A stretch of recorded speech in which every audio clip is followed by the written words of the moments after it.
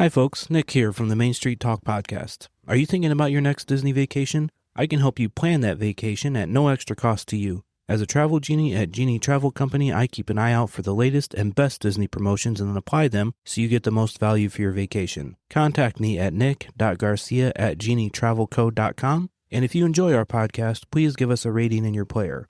Enjoy this week's show.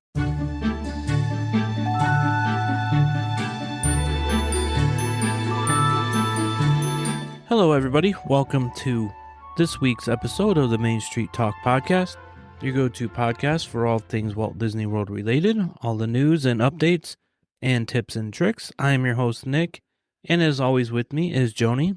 Good morning. So we have officially stepped into a new era for the Walt Disney Company. On March 18th, Josh D'Amaro officially took over the CEO position at the shareholder meeting.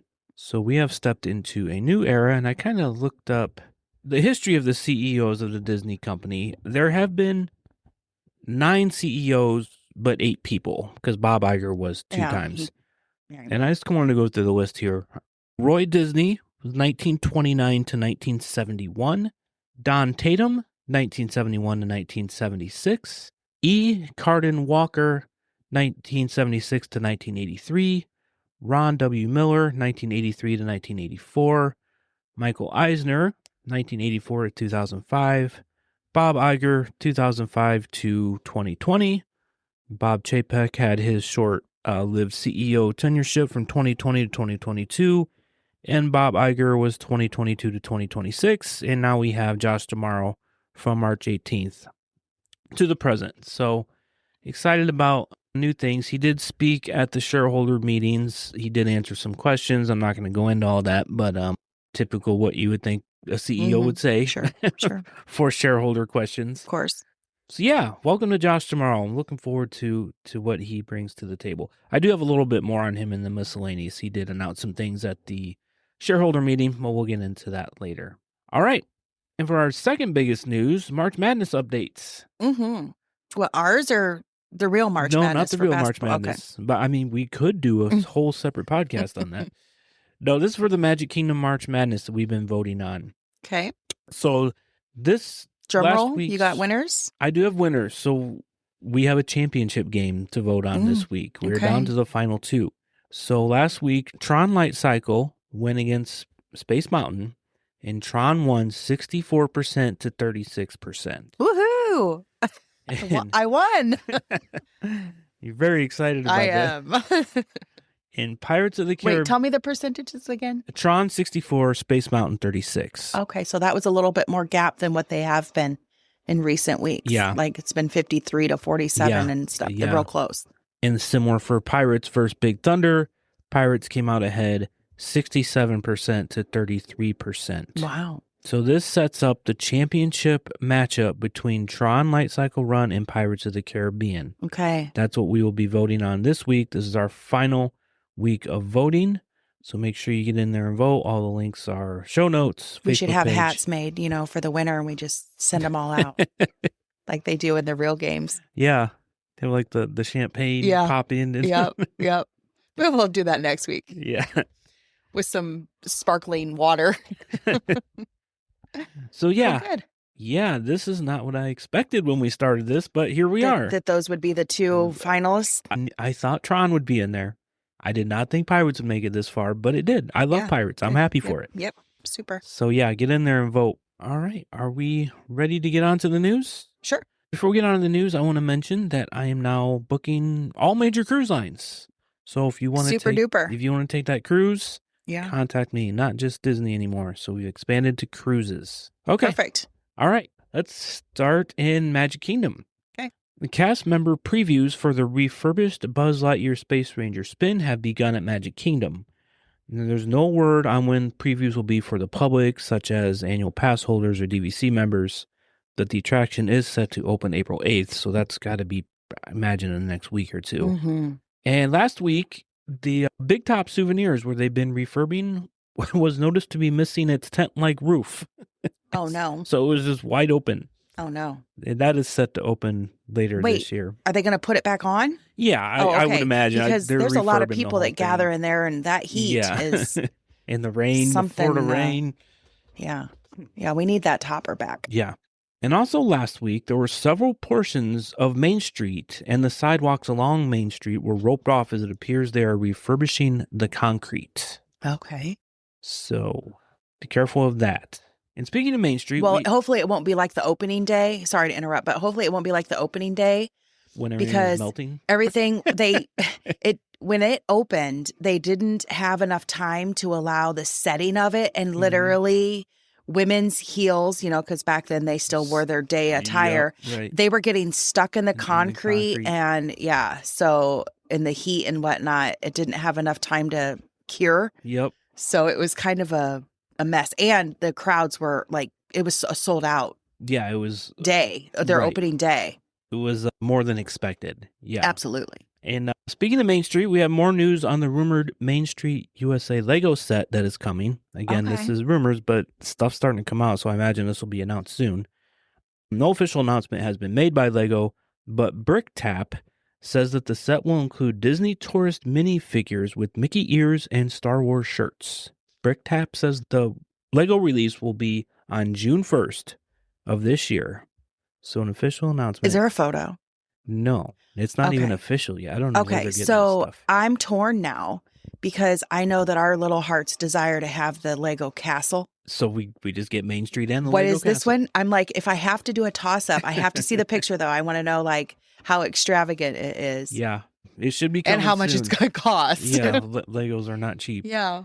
They're just more. I mean, even the little ones, the little boxes that are like 5x7 size. Yep, the little quite costly. Mm-hmm. Yeah. Okay, all good. Right, I'm glad to see that. Yeah, that's it for Magic Kingdom. Okay. At Hollywood Studios, Disney's facility asset management team has filed a permit for construction at the Twilight Zone Tower of Terror. Now, because this was filed by the asset management team and not Imagineering, this is expected just to be general construction refurbishment and no major changes. Did you say it failed or filed? Filed. Oh, okay. I read failed? it. I think you said failed. So I just wanted to make sure that if it filed. didn't pass inspection, I don't know about going on that ride. It did not fail. It filed. It was filed. Okay. And you may have said it, but I'm pretty sure I heard failed. And at Hollywood Studios, Stitch has replaced Olaf as the character meet and greet for Visa card holders at Celebrity Spotlight. Olaf is still meeting in his usual spot, though. This is just for the card holder meet and greet. Right. And at Animal Kingdom, the gorilla family has returned to enclosure at the park after a window had to be repaired at their enclosure. The apes made their way back into the animal enclosure, facing guests after staying backstage for nearly 2 weeks. I did read this a couple weeks ago, and I didn't mention it because they said they took the gorillas into another area, like indoors, for a minor refurbishment. So I didn't mention it because I thought it was going to be a day or two, but this was 2 weeks. Yeah. Okay. So wait a minute. So a window was broken in the observation area? Apparently, yeah. So no known reason. I don't know if it was like shattered or anything. It might have just been cracked. Yeah, something. Okay. There was no major news of anything. Okay. Well, it's a good thing they inspect those things regularly. Yeah. So yeah, that's why I didn't. Because that would not be a good encounter. No. And that's all I have for park news. Oh, okay. Under miscellaneous, Avatar: Fire and Ash took home Disney's only Oscar at the 98th Academy Awards. It won for Best Visual Effects, beating out Jurassic Park, I believe. And during the annual shareholders meeting, new Disney CEO Josh D'Amaro announced the release date of the live-action Lilo and Stitch sequel. This will be May 26th, 2028.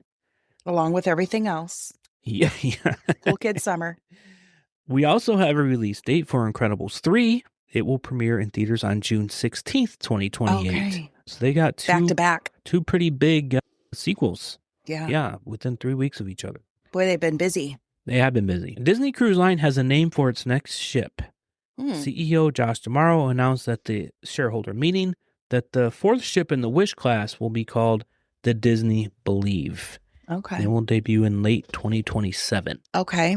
That's all I have for news. Like, when did they stop, though, building ships? I mean, how many are in this fleet now? I don't know, but I do know Bob Iger said it was at last year's, I think, annual shareholder meeting maybe it was the year before, that they're really putting a lot of focus in a Disney Cruise Line. I understand that, and I'm okay with that to a certain point, but my goodness, we're going to have more ships than we do rides and attractions if they keep going. I mean, they just released one. Yeah, it must be some very... So it's like an annual boat release. Probably very profitable and Wow. very popular. Well, I mean, for me, they keep building them. I would like to go on each one because I want my little collectible souvenir to join Donald in his little showcase. They're just adding ships. Yeah, that's right. Okay, that's all I have for park news. Okay. Like I said, get in and vote for the championship game. Okay. Need your votes to make this happen. Okay.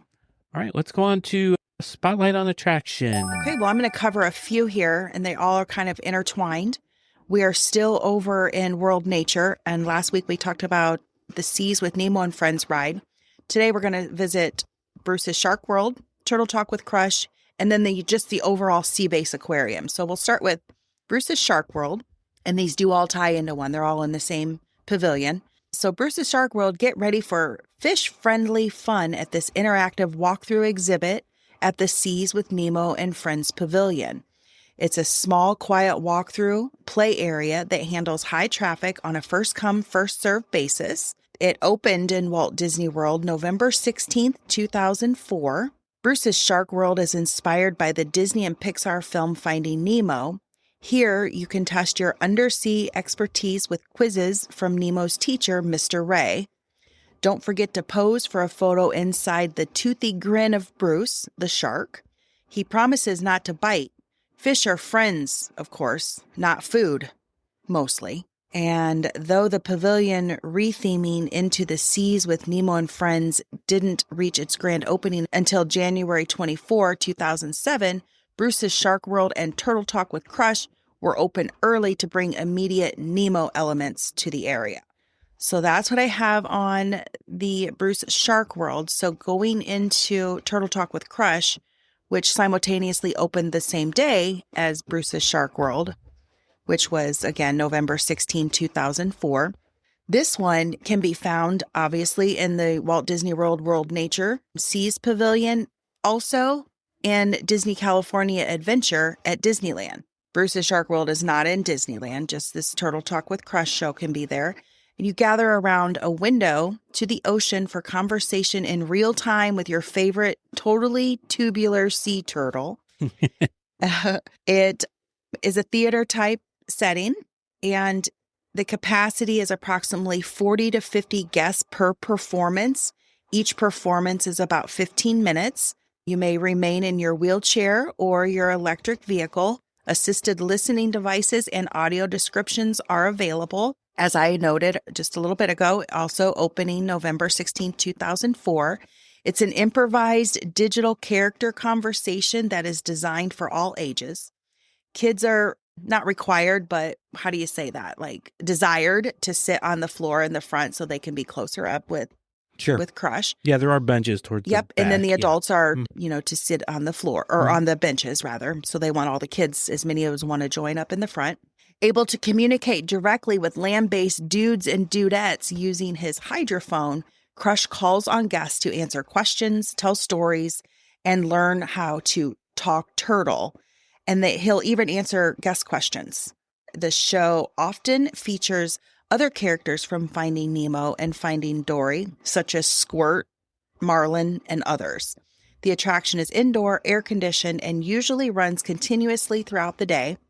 And since the show is improvised, it's different with each audience. Each performance is different.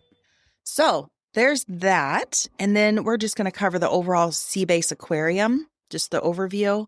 Explore the mystery of life under the sea at this ocean-themed destination, home to a fantastic aquarium.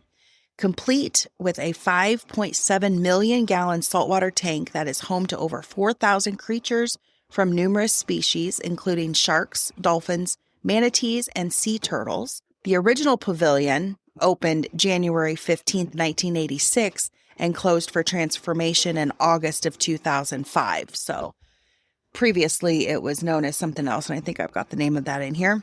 The SeaBase Pavilion originally opened as the Living Seas in 1986 and was rethemed in 2006. Along with the aquariums, the Seas with Nemo and Friends ride, Turtle Talk with Crush, and Bruce's Shark World. This location is also home to the Coral Reef Restaurant. In this area of the SeaBase Aquarium, you can expect underwater views in a circular window-lined room that provides a 360-degree view of the marine life. There are scheduled feedings for the rays, the sea turtles, and fish, and you can just check with a cast member for the times of those feedings. I can't remember if they're noted on the door somewhere, like I don't know. On a board or whatnot, but just ask anyone in there. They can help you with that.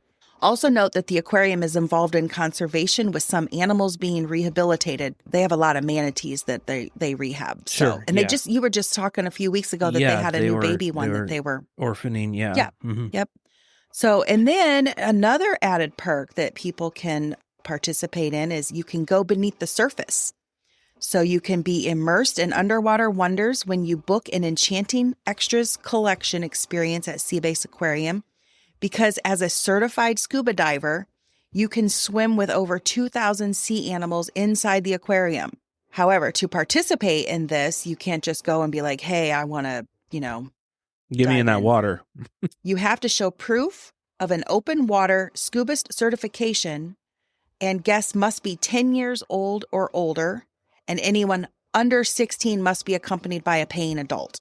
Okay. So the cost of this is between $229 to $249 per person plus tax. The EPCOT Seas Adventure Dive Quest lasts about 2 hours, and you will spend approximately 40 minutes on your actual dive.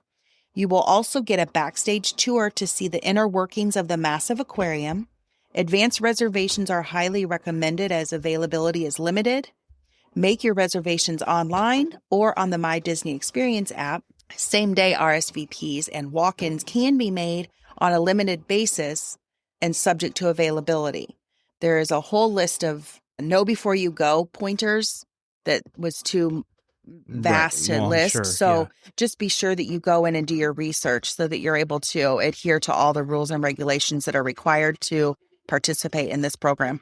So that's what I have. So we're covering up. And then next week, we're going to go into a little bit more detail about what's involved in the actual aquarium, such as which animals. Okay. So I just wanted to get that out of the way and break it down. That show that I know we've mentioned on Disney Plus, Behind the Animal Kingdom, or I can't remember exactly the name of it. They spend a lot of time in the aquariums at Epcot. Yeah. It's not just Animal Kingdom. So it's very interesting to see the inner day in and day out. Yeah. They show like when they're sick. They show when they're pregnant, and they're, didn't one of them ingest something foreign in the water? Yes, because somebody had thrown I don't know if it was a coin, it was something. So get it out of the belly of the. Yeah, they had to go in and do surgery to get it out. Yeah. So that's interesting. So check that show out. It's really, if you haven't watched it, it's a very, very cool show. Yeah, we should double check. It's been a while since we've looked up to see if there's any new episodes. Because we binge watched and we did all of them. It's 2 seasons. Yeah. Yeah. All right. Well, thanks, Joni. Yeah, you bet. Go on to This Week in Disney History. 1929, on March 28th, the short film The Opry House premiered. Now, this was a massive milestone in animation history for Disney. This is the first time Mickey Mouse wore his iconic white gloves. Oh. Walt Disney added them to give Mickey more human expression and to ensure his hands didn't disappear against his black body when he clapped. Oh. That's where the white gloves came from. Interesting. They didn't want his hands to disappear. I'm going to have to go look over there on the pin that I got you for Steamboat. He doesn't have them, obviously. And I guess I've never noticed that. I know. Or, at the beginning of a show when they show Steamboat Willie, before they start a program. I've never noticed. I'll have to pay attention now. Okay. And 1958. Also on March 28th, the Fred Gurley joins the fleet. The Disney Railroad added a legendary piece of machinery, engine number 3, the Fred S. Gurley. Interestingly, this wasn't not a new build. It was an 1894 Baldwin locomotive that formerly hauled sugarcane in Louisiana. Today, it remains the oldest piece of equipment operating in any Disney park worldwide. 1987, March 28th, also. March 28th going on. Yeah. The very first Disney store opened at the Glendale Galleria in California. This was a revolutionary move by then CEO Michael Eisner bringing the theme park shopping experience directly to local malls and changing how fans interacted with the brand. Well, I wish they look how well it's done. Yeah. I mean, it's everywhere now. Target's signed with them. No, I mean, these were the Disney stores. They're no longer no longer have them. Oh. These are actual Disney stores. Oh. Yes. They stopped. And I was just going to say, I wish they still had them. Well, you know They what? had one at our local mall. Well, you know what? And online shopping just killed everything. Yeah, it did. But I wish they still had. Yeah, me too. In 2002, a gaming legend is born, March 28th. Did you just research March 28th? No, I didn't. I got some other dates coming up. Okay. Disney and Square Enix made history with the North American release of Kingdom Hearts on the PlayStation 2. This unlikely crossover between Disney characters and Final Fantasy-style storytelling became a global phenomenon, proving that Mickey, Donald, and Goofy could hold their own in a complex, epic RPG universe. Mm-hmm. And in 2003, the Disney Magic Cruise became... What day? What day? Does not say. This said, you'll know in a minute. Okay. 2003, the Disney Magic Cruise became a filming location for the ABC sitcom According to Jim. It was the first major network television show filmed an entire episode on a Disney Cruise Line vessel. Really? Yes. So that's what I mean. Have you ever seen any of those? I've never seen According to Jim. You haven't? Nope. I have. I've not watched the whole thing. Nick and I tend to binge watch programs. Yes. We won't say what we're watching right now, unless you want to. But it's about 50 years old. But it involves cruises. We're currently binging The Love Boat. The Love Boat. Yes. Bringing back childhood memories. So anyway, but According to Jim is quite funny. I've seen a few episodes. Yeah, I've never seen it. Okay. But I didn't realize it was... Yeah, there was an episode filmed on the Disney Magic. Nice. Okay. And on March 22nd, here we're going to the present time, March 22nd, 2026, Bluey and Bingo made their live character debut at the Fantasyland Theater in Disneyland. Oh. So. Well, happy anniversary on the day. Yeah. Since today's the day. Not really an anniversary. It's premiering of today. The day. Yeah, it's their premiere anniversary day. Yeah. Since we're recording on 3/22. All right. That's what I have for this week in Disney history. Okay. Let's go on to our movie of the week. Okay. Well, Nick and I are going to be finishing up the British series. This movie is the 1954 Rob Roy, The Highland Rogue. This one was first appearance October 26, 1953 in London, and February 27, 1954 in the United States, 81 minutes. The budget was $1.8 million. Box office only pulled $1,050,000, causing a $750,000 deficit just to break even. Wow. So, hence the reason why they halted to, view anymore, because these also included the Robin Hood and the Merry Men and the Sword and the Rose. So this is the tie-up one. Directed by Harold French, written by Lawrence Edward Watkin, produced by Perce Pierce and Walt Disney. Cinematography was by Guy Green and music by Cedric Thorpe Davy. In 1715 Scotland, Rob Roy MacGregor leads his clan in a rebellion against King George I. When the revolt fails, everyone is pardoned except the MacGregors, whose very name is banned. Declared an outlaw by the villainous Duke of Montrose, Rob Roy becomes a fugitive hero. Between daring escapes and raiding English outposts, he marries his sweetheart, Helen Mary, and fights to restore his family's honor and legal standing. And again, Rob Roy is played by Richard Todd. That Disney depicts for him a Renaissance fighter during the Jacobite era. And in the film, he is also given other roles as a clan leader, Jacobite rebel, an outlaw, and a soldier. And according to follow-up movies, there's no direct sequel, as it's obviously the third and final film in the British-made historical adventures starring Richard Todd. However, there are several follow-up ways to explore this story or its cast, such as the stories of Robin Hood and His Merry Men from 1952 and the 1953 The Sword and the Rose. And of course, today's movies of the week, Rob Roy, The Highland Rogue, finishing the series.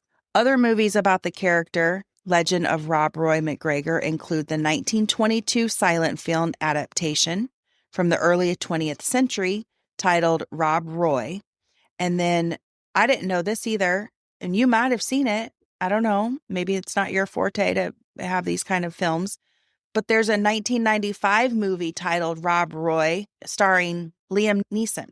No, I've never even heard of it, I don't think. I had not either. So obviously, because it did so poorly, there are no awards that were given for this film. In fact, the film was considered a box office disappointment in the U.S.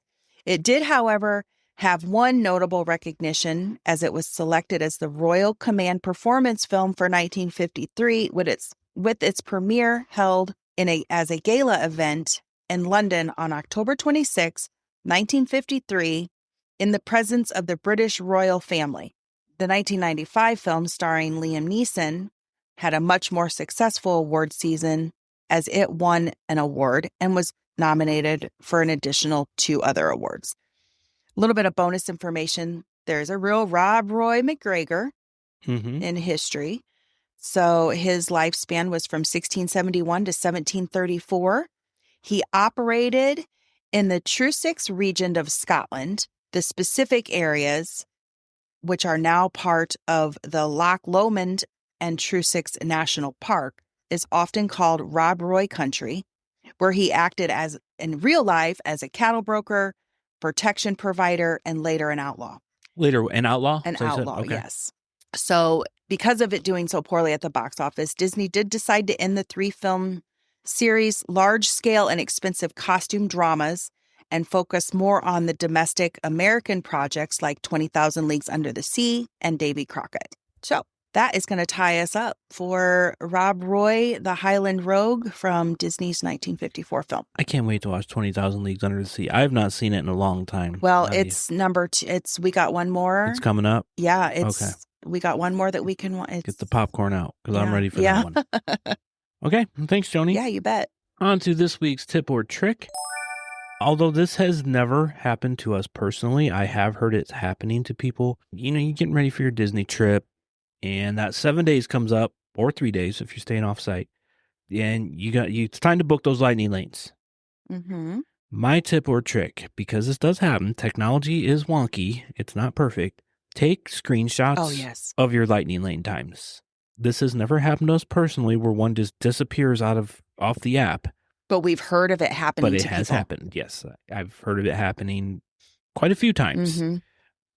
So our tip or trick is to take screenshots of those lightning lane times, take screenshots of your dinner reservations that you make, because I have heard of those disappearing as well. Mm-hmm.